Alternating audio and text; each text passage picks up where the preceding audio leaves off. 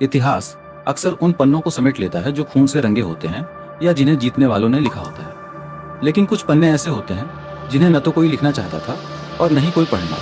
वे पन्ने राख से, रेडिएशन से और इंसान के सबसे बड़े अहंकार से लिखे गए हैं। आज हम आपको 1986 के उस दौर में ले जा रहे हैं जब दुनिया दो गुटों में बंटी थी, अमेरिका और सोवियत संघ। कोल्ड वॉर यानी शीत युद्ध का वो समय जब हर देश खुद को विज्ञान और ताकत में सबसे आगे साबित करने की होड़ में था। इसी होड़ का एक चमकता हुआ सितारा था प्रिप्याट। नॉर्थ यूक्रेन के जंगलों के बीच बसा प्रिप्याट कोई नॉर्मल शहर नहीं था। ये सोवियत संघ की मॉडल सिटी थी। इसे भविष्य का शहर कहा जाता था। चौड़ी सड़कें, आधुनिक इमारतें, अस्पताल, स्कूल, सिनेमा हॉल्स और एक ऐसा अम्यूजमेंट पार्क जहाँ का फेरिस व्हील 1 मई के मजदूर दिवस के जश्न का इंतजार करता था। यहाँ रहने वाले 50,000 लोग बेहद खुशकिस्मत माने जाते थे। उनकी औसत उम्र महज 26 साल थी। ये वो यंग इंजीनियर, वैज्ञानिक और उनके परिवार थे जो सिर्फ 3 किलोमीटर दूर स्थित Vladimir Ilyich Lenin nuclear power plant, जिसे दुनिया चेरनोबिल के नाम से जानती है, उसमें काम करते थे। उन्हें बताया गया था कि परमाणु ऊर्जा दुनिया की सबसे सुरक्षित चीज है। वो इतनी सुरक्षित है कि रिएक्टर को रेड स्क्वायर के बीचों बीच भी लगाया जा सकता है। लेकिन वो नहीं जानते थे कि जिस विज्ञान पर वो इतना गर्व कर रहे हैं वो एक सोते हुए दानव की तरह है जिसे जगाने की तैयारी की जा रही है। 25 अप्रैल 1986 की सुबह चेरनोबिल के रिएक्टर नंबर 4 में एक सेफ्टी टेस्ट यानी सुरक्षा परीक्षण होना था। ये टेस्ट ये देखने के लिए था कि अगर पावर कट हो जाए तो क्या टरबाइन की बची हुई ऊर्जा से वाटर पंप कुछ देर तक चल सकते हैं ताकि रिएक्टर को ठंडा रखा जा सके। ये एक रूटीन टेस्ट था, लेकिन कीव के पावर ग्रिड कंट्रोलर ने उस दिन बिजली की मांग के कारण टेस्ट को रोकने के लिए कह दिया। टेस्ट कई घंटों तक के लिए टल गया और यहीं से गलतियों के उस सिलसिले की शुरुआत हुई जिसने मौत का चक्रव्यूह रच दिया। रात के 12 बज चुके थे, तारीख बदल चुकी थी, 26 अप्रैल। शिफ्ट बदल गई थी। अब कंट्रोल रूम में वो लोग नहीं थे जो दिन से इस टेस्ट की तैयारी कर रहे थे। अब रात की शिफ्ट वाले आ चुके थे, अलेक्सांद्र अकीमोव और लियोनिद तोक्तिमोव। तोक्तिमोव की उम्र सिर्फ 25 साल थी और इन सब के ऊपर थे अनातोली द्यातलोव, डिप्टी चीफ इंजीनियर, एक ऐसा इंसान जिस पे सत्ता और अहंकार का नशा हावी था। टेस्ट शुरू हुआ। रिएक्टर की पावर को कम किया जाना था, लेकिन एक गलती के कारण पावर 0 के करीब गिर गई। इस कंडीशन में रिएक्टर के अंदर जेनॉन गैस एक्जेनॉन गैस बनने लगी जो न्यूट्रॉन को सोख लेती है। इसे रिएक्टर का एजर कहा जाता है। नियम कहते थे कि ऐसी स्थिति में रिएक्टर को 24 घंटे के लिए बंद कर देना चाहिए, लेकिन द्यातलोव नहीं माने। उन्होंने आदेश दिया, पावर बढ़ाओ। अकीमोव और तोक्तिमोव ने मना किया, लेकिन द्यातलोव की जिद और नौकरी से निकाल देने की धमकी के आगे उन्हें झुकना पड़ा। उन्होंने कंट्रोल रॉड्स को बाहर खींचना शुरू कर दिया। कल्पना कीजिए, आप एक ऐसी कार चला रहे हैं जिसका एक्सीलरेटर पूरा दबा हुआ है, लेकिन आपने ब्रेक भी लगा रखे हैं। जैसे ही आप ब्रेक हटाएंगे कार बेकाबू हो जाएगी। चेरनोबिल के रिएक्टर नंबर 4 की हालत ठीक ऐसी ही थी। रात के 1:23। टेस्ट असल में शुरू हुआ।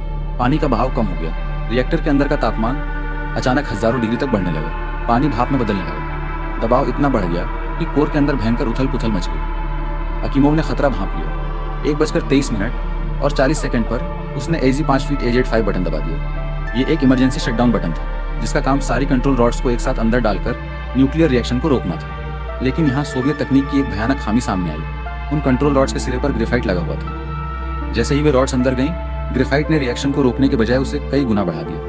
1:23 एक भयानक धमाका हुआ, इतना शक्तिशाली कि उसने रिएक्टर की 1000 टन भारी कंक्रीट की छत को एक ढक्कन की तरह हवा में उछाल दिया। इसके तुरंत बाद दूसरा धमाका हुआ और इसी के साथ चेरनोबिल का दिल फट गया। कोर की आग और रेडियो एक्टिव तत्व सीधे आसमान में जा मिले। रात के अंधेरे में एक नीली रंग की रोशनी की बीम आसमान को चीरती हुई ऊपर उठी। ये चेरेंकोव रेडिएशन था। हवा में आयनाइजेशन हो रहा था। ये कोई आम आग नहीं थी। ये एक ऐसा जहर था जिसे न देखा जा सकता था, न छुआ जा सकता था, न सूंघा जा सकता था। प्रिप्याट के लोग इस धमाके की आवाज सुनकर अपनी बालकनी और छतों पर आ गए। उन्होंने उस खूबसूरत नीली रोशनी को देखा। आसमान से राख गिर रही थी। बच्चे उस राख को बर्फ समझकर उसमें खेल रहे थे। किसी को नहीं पता था कि वो राख असल में रिएक्टर के अंदर का ग्रेफाइट है जो हिरोशिमा पर गिरे परमाणु बम से 400 गुना ज्यादा रेडिएशन उगल रहा है। वे उस मौत की बारिश में खड़े होकर नजारा देख रहे थे। कंट्रोल रूम में द्यातलोव को अभी भी यकीन नहीं था कि रिएक्टर फट चुका है। उनका अहंकार उन्हें सच्चाई स्वीकार करने से रोक रहा था। उनका कहना था कि रिएक्टर सुरक्षित है, केवल हाइड्रोजन टैंक फटा है। बाहर आग बुझाने के लिए दमकल कर्मियों को बुलाया गया। वासिली इग्नाटेंको नाम का युवा फायर फाइटर अपनी गर्भवती पत्नी ल्यूडमिला को सोता हुआ छोड़कर ड्यूटी पर गया। उसने कहा था, तुम सो जाओ, मैं आग बुझाकर सुबह तक लौट आऊंगा। जब वासिली और उसकी टीम वहां पहुंची तो उन्होंने देखा कि जमीन पर काले रंग के पत्थर पड़े। एक फायर फाइटर ने उस पत्थर को हाथ में उठा लिया। वो कोई आम पत्थर नहीं था, वो रिएक्टर के कोर का ग्रेफाइट था। कुछ ही मिनटों में उसका हाथ बुरी तरह जलने लगा। उन्हें उल्टियां होने लगीं। उनके मुंह में खून और लोहे का स्वाद आ रहा था। ये रेडिएशन पॉइजन का पहला लक्षण था। उस रात वहां गए किसी भी दमकल कर्मी को नहीं पता था कि वे पानी से आग नहीं बुझा रहे हैं, बल्कि अपनी मौत से लड़ रहे हैं। उन सभी की कुछ ही हफ्तों के अंदर मॉस्को के अस्पताल में तड़प तड़प कर मौत हो गई। सुबह हो चुकी थी। 26 अप्रैल का सूरज प्रिप्याट के ऊपर चमका, लेकिन हवा में मौत तैर रही थी। मॉस्को में कम्युनिस्ट पार्टी के मुख्यालय में हलचल तेज हो गई। स्थानीय अधिकारियों ब्रुखानोव और फोमिन ने ऊपर रिपोर्ट भेजी कि एक दुर्घटना हुई है, लेकिन रेडिएशन का स्तर केवल 3.6 रोएंटजेन है। उन्होंने कहा, नॉट ग्रेट, नॉट टेरिबल, ना बहुत अच्छा न बहुत बुरा। लेकिन सच तो ये था कि उनके मीटर की अधिकतम सीमा ही 3.6 थी। असल रेडिएशन 15,000 रोएंटजेन प्रति घंटा था। ये वैसा ही था जैसे हर घंटे आपकी छाती के लाखों एक्सरे एक साथ किए जा रहे हैं। पार्टी ने इस खबर को दुनिया से और अपने ही लोगों से छिपाने का फैसला किया। उन्हें डर था कि पश्चिमी दुनिया में उनकी बदनामी हो। प्रिप्याट के लोग अपनी आम जिंदगी जी रहे थे। बच्चे स्कूल गए, शादियां हुई और उधर उनके ऊपर अदृश्य मौत मंडरा रही थी। लेकिन सच को ज्यादा देर तक दबाया नहीं जा सकता। स्वीडन के एक न्यूक्लियर प्लांट में अलार्म बजने लगा। जब उन्होंने चेक किया तो पता चला कि रेडिएशन उनके खुद के प्लांट से नहीं, बल्कि हवा के साथ सोवियत संघ की तरफ से आ रहा है। तब जाकर दुनिया को पता चला कि आयरन कर्टेन के पीछे कुछ बहुत भयानक हुआ है। अब सोवियत सरकार हरकत में आई। वैज्ञानिक वैलेरी लेगासोव को चेरनोबिल भेजा गया। हेलीकॉप्टर से जब उन्होंने रिएक्टर का खुला हुआ मुंह देखा और छत पर पड़े ग्रेफाइट को देखा तो वे समझ गए कि यह कोई मामूली आग नहीं, कोर पूरी तरह पिघल चुका है। अगर कुछ नहीं किया गया तो ये जमीन के नीचे मौजूद पानी के टैंक तक पहुंच जाएगा, और अगर वो पिघला हुआ 3000 डिग्री का यूरेनियम पानी से टकराया तो ऐसा स्टीम एक्सप्लोजन होगा जो पूरे यूरोप को बंजर बना देगा। विस्फोट के 36 घंटे बाद आखिरकार प्रिप्याट को खाली करने का आदेश दिया गया।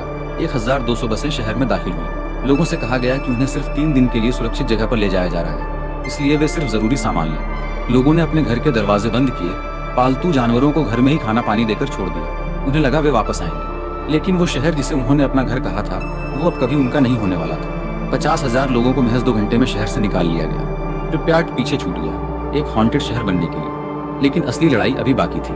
रिएक्टर की आग अभी भी बुझी नहीं थी। हेलीकॉप्टर से रेत, बोरॉन और लेड लीड गिराए जाने लगे, लेकिन रेडिएशन इतना तेज था कि हेलीकॉप्टर के पायलट भी बीमार पड़ने लगे। तभी एक और बड़ा खतरा सामने आया। पिघलता हुआ कोर नीचे की जमीन को चीरता हुआ जमीन के अंदर मौजूद पानी तक पहुंचने वाला था। इसे रोकने के लिए सोवियत संघ के कोने कोने से कोयला खदान मजदूरों को बुलाया गया। तुला तुला के इन मजदूरों ने रिएक्टर के ठीक नीचे 30 मीटर लंबी सुरंग खोदी ताकि वहां लिक्विड नाइट्रोजन का कूलिंग सिस्टम लगाया जा सके। तापमान 50 डिग्री से ऊपर था, हवा नहीं थी। कई मजदूरों ने कपड़े उतार कर काम किया। उन्हें पता था कि वे रेडिएशन के बीच काम कर रहे हैं, लेकिन उन्होंने पीछे हटने से मना कर दिया। उन्होंने कहा, अगर हम नहीं करेंगे तो कौन करेगा। अब तक के इतिहास का सबसे बड़ा रेस्क्यू ऑपरेशन शुरू हो चुका था। 6 लाख से ज्यादा लोगों को पूरे सोवियत संघ से बुलाया गया। इन्हें नाम दिया गया लिक्विडेटर्स। इनमें सैनिक थे, इंजीनियर थे, डॉक्टर थे और आम नागरिक थे।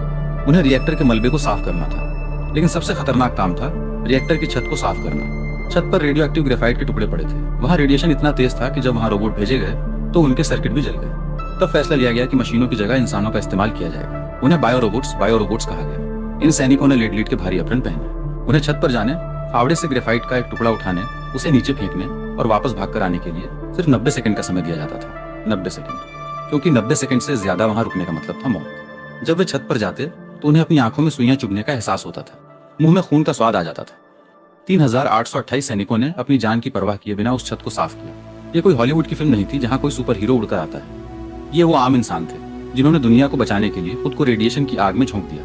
इनमें से कितने कैंसर से मरे, कितने अपाहिज हुए, इसका सही आंकड़ा सोवियत सरकार ने कभी दुनिया को नहीं बताया। लेकिन सच ये है कि अगर वे लिक्विडेटर्स उस दिन अपनी जान नहीं देते तो शायद आज यूरोप का नक्शा कुछ और ही होता। महीनों की कड़ी मेहनत और हजारों जानों की आहुति के बाद उस टूटे हुए रिएक्टर को कंक्रीट और स्टील के एक विशाल ढांचे से ढक दिया गया।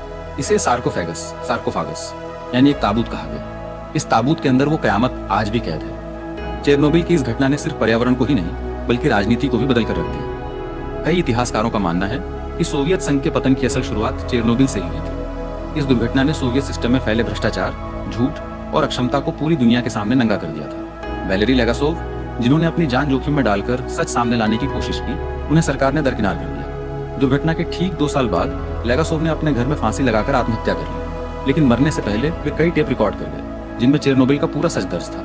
आज घटना के लगभग 4 दशक बाद भी प्रिप्याट एक खामोश शहर है। वहाँ की सड़कों पर अब गाड़ियां नहीं चलती, पेड़ उगाए हैं। वो अम्यूजमेंट पार्क का फेरिस व्हील आज भी जंग खा रहा है, जिसने कभी किसी को झूला नहीं झुलाया। स्कूल के कमरों में गैस मास्क बिखरे पड़े हैं और दीवारों पर बच्चों की ड्राइंग समय के साथ धुंधली हो गई है। इंसानों के जाने के बाद प्रकृति ने इस जगह पर अपना कब्जा कर लिया है।